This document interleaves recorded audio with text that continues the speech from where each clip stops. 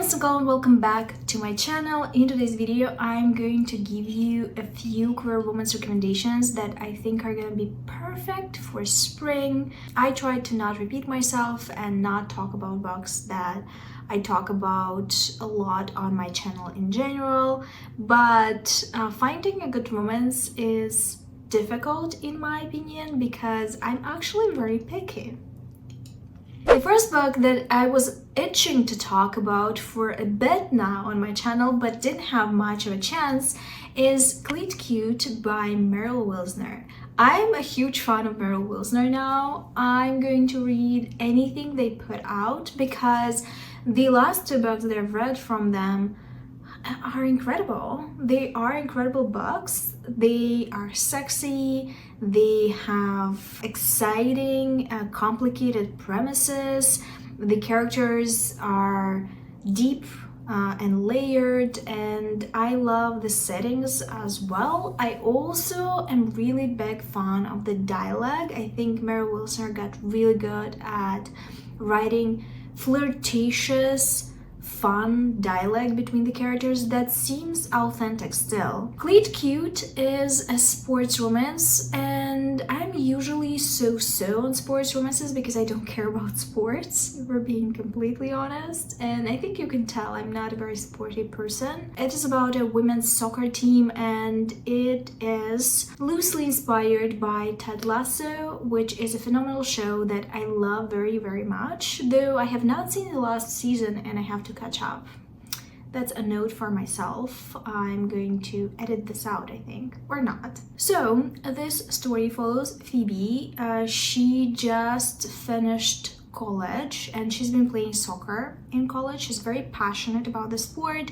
She wants to get into the US national team, and she gets very exciting news because she is allowed to train with the team, which means a lot to her.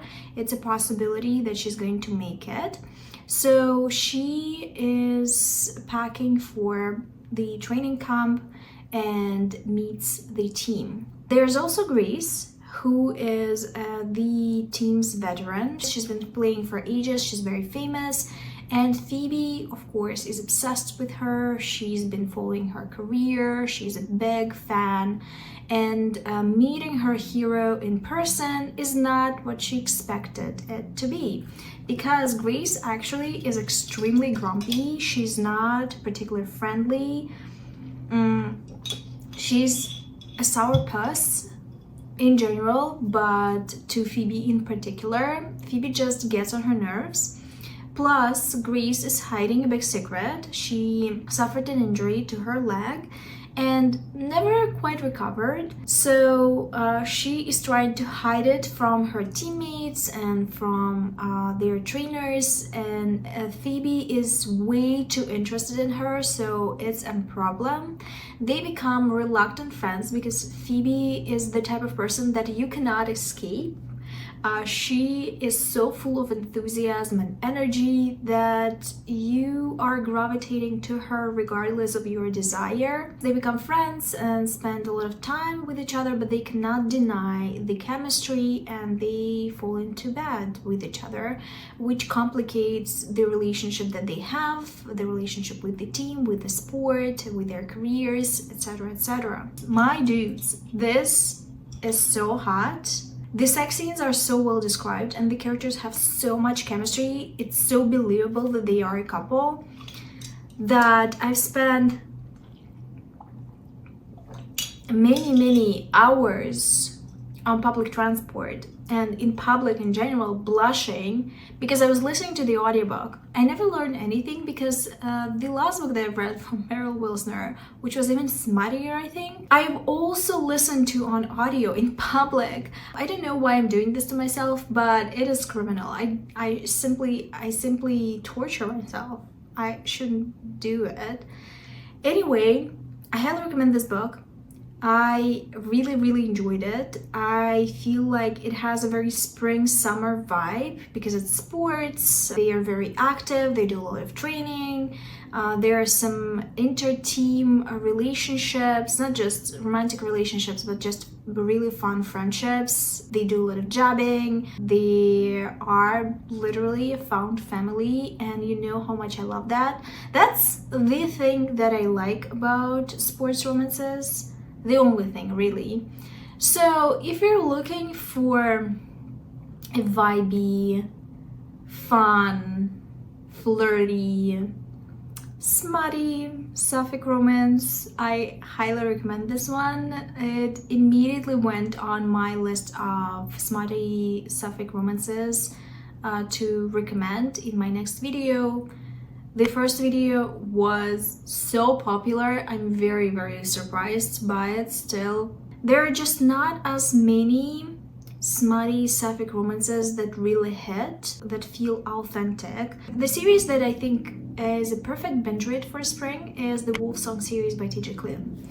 Now, it is supernatural, it's very adventurous, it has twists and turns, but it's also very much a romance series, though it has more going on in general.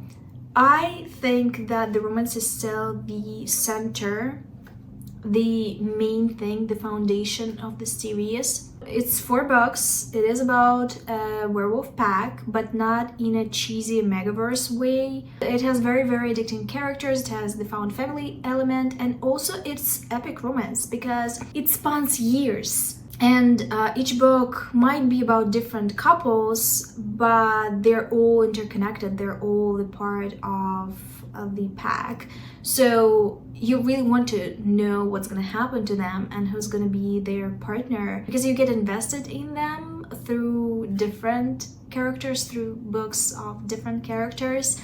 I am not even a lover of the first book. I feel like the first book is just a foundation. It's a good book to start with because you need to know the lore, and you actually cannot skip any of the books. It's not one of those series. My favorite is the third, and I really like the second as well, as in I love the couple in the second. I feel like some people might be a little uncomfortable by the age gap because there is an age gap between some couples, and they grew up together, so the age gap is more pronounced.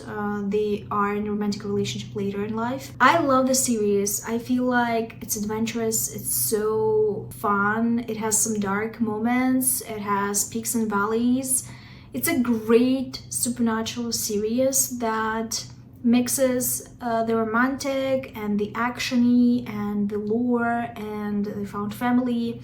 I love this. I have a whole reading vlog of the series, which I very rarely do for series, but I really wanted to vlog this one because it has so much going for it. I feel like it's been a while since I've talked about The Perks of Loving a Wallflower by Ridley, but I really loved it. I think it made it into my 5-star reads, my best of the year. Sapphic historical romance is one of those subgenres that I really love, that I want more of, that I'm always up for reading, starting, grabbing. Interestingly enough, I feel like I've talked about it once in one of my recommendations videos for queer historical romances, and I've never talked about it again, which is a bummer because the book was phenomenal. Queer historical romance is rarely fun, and I feel like that is what makes this book stand out in general from other work in the subgenre.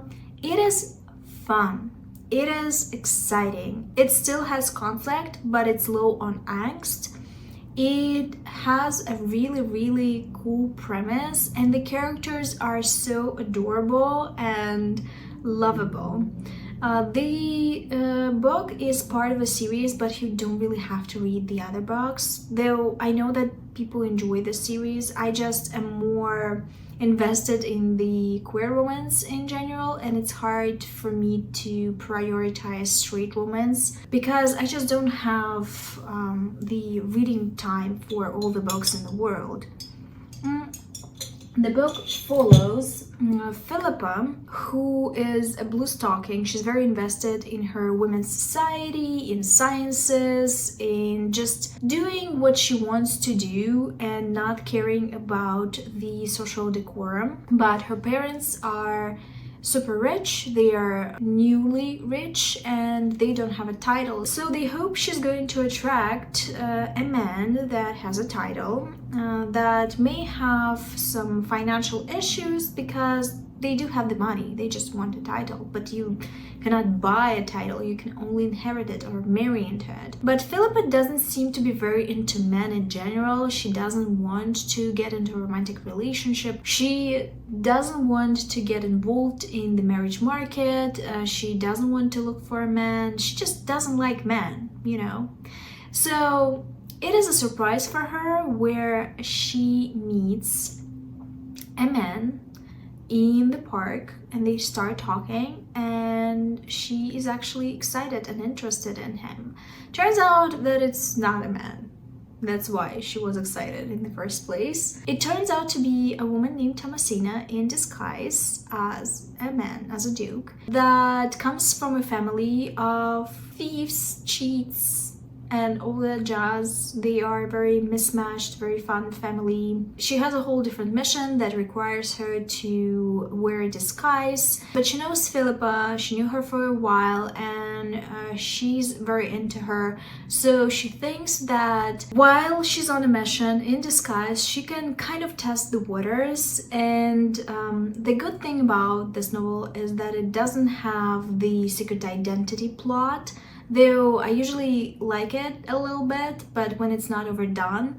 She comes out to Philippa quite quickly and tells her that she is actually on a mission.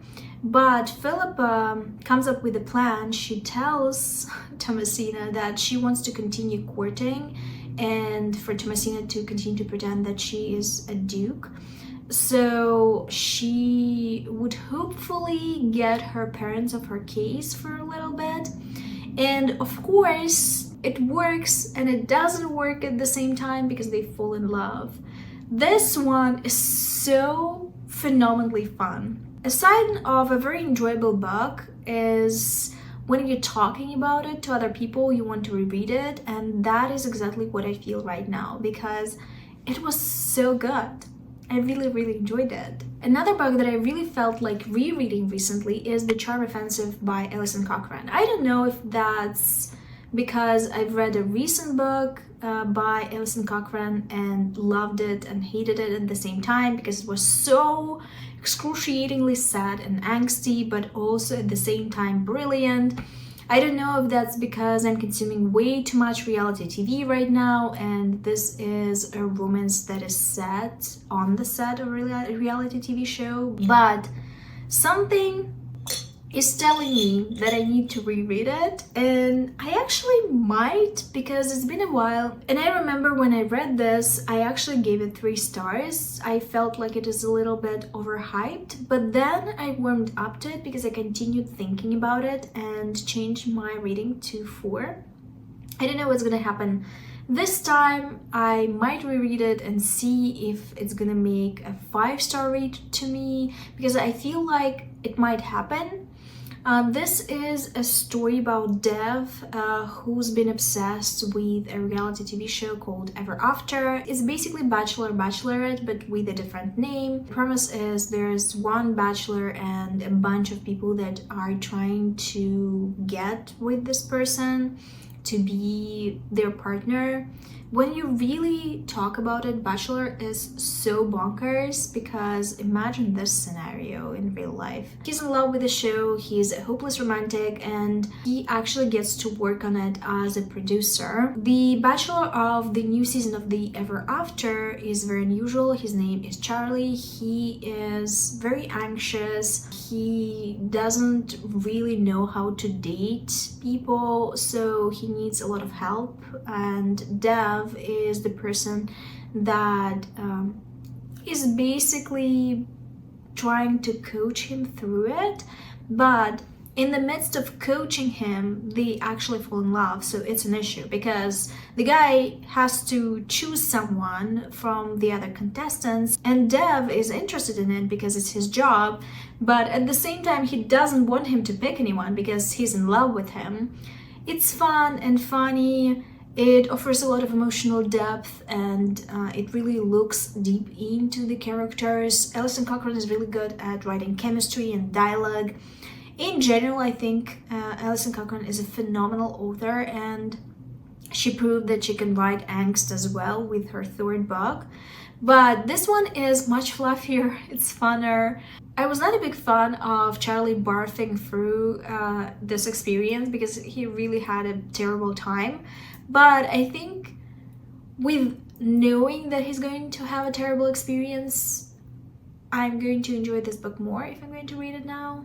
We'll see. But if you have not read this book then, when it was very hyped and when I talked about it on my channel, I feel like it's such a good option because I'm really feeling it right now. And the last book that I'm going to recommend is underappreciated in my opinion. I have not heard about it from many people, maybe from one person, but I'm not sure exactly. It's Hard Sell by Hudson Lee, and it is a corporate brother of my best friend type of romance, which is always a mess, but a mess in a good way. It is a story about Danny, who is responsible for finding businesses for his company to buy, usually startups, and they have this startup in mind that they want to consume. Though Danny has been lauded for being really good at it, in the past month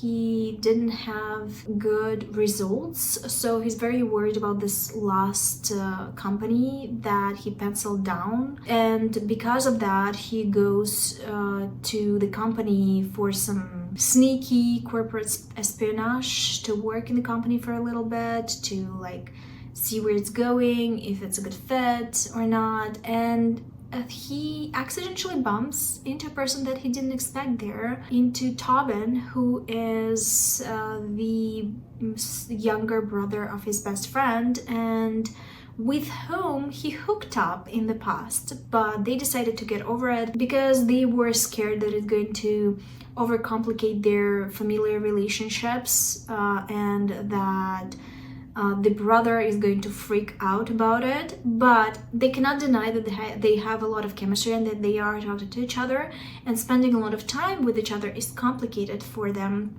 because they feel the pull, and of course they cannot resist it, so they make messy choices and suffer messy consequences.